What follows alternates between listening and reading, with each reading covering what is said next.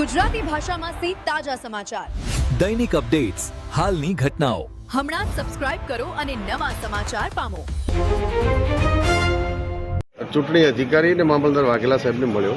એમને કીધું કે તમે જે જગ્યાએ બેઠા છો એ જગ્યાએ જો કોઈ અધિકારી તરીકે હું બેઠો હોઉં તો સરકાર જેની રૂલિંગ હોય તો 20% દબાણ હોય, હું સમજી શકું છું, પરંતુ કાયદાને ઘોળીને પી જવાની કોશિશ ના કરશો.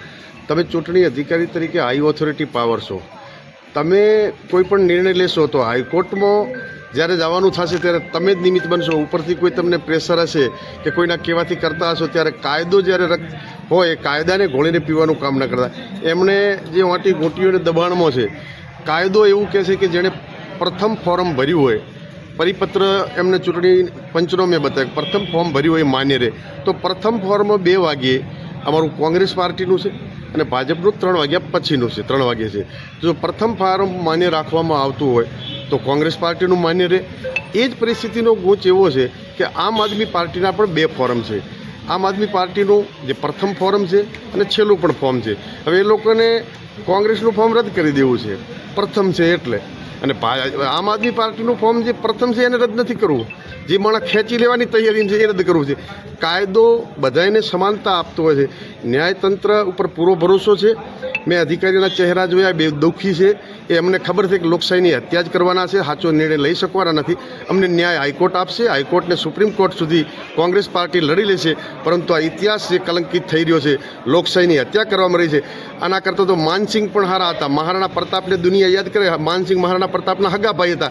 ગદ્દારી કરી હતી. માનસિંહનો દીકરો પણ ઇતિહાસમાં એનો ફોટો રાખતો નથી. આવી ગદ્દારી જે પણ લોકો કરે ને અધિકારીઓ કરે, ઇતિહાસ કલંકિત રહેશે. અને થરાદની ધરતી ઉપર એવું યુદ્ધ ખેલાશે કે અધિકારીઓને પણ બચવાના સમય નહીં રહે. અહીં આંદોલનો થશે, કારણ કે લોકશાહીની જ્યારે હત્યા થતી હોય, લોકશાહીને બચાવી એ તમામ નાગરિકોની જવાબદારી છે. વાવથરા જિલ્લાને કલંકિત કરવાનું, લોકશાહીની હત્યા કરવાનું કાવતરું જે થઈ રહ્યું છે એને કદાપી આ વાવથરા જિલ્લાની સર્વ સમાજની જનતા ક્યારેય સોંખી લેવાની નથી. એનો જવાબ અત્યારે એ લોકોએ અમને 6 વાગ્યાનો ટાઈમ આપ્યો છે. 6 વાગ્યે જો લોકશાહીની હત્યા કરશે તો એના પરિણામો બહુ ખરાબ આવશે.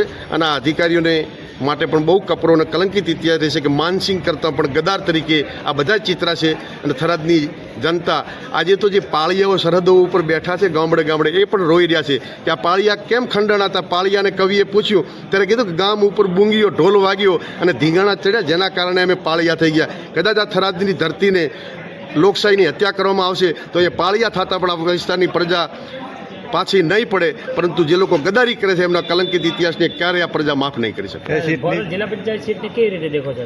ઘોરોલ જિલ્લા પંચાયત સીટમાં કાયદાની રૂપે પ્રથમ ફોર્મ માન્ય રહે તો અમારું ફોર્મ કોંગ્રેસનું પહેલું રજૂ થયેલું છે એ માન્ય રહેશે. ભાજપનું મોડું થયું, એ રદ થઈ જવાનું છે.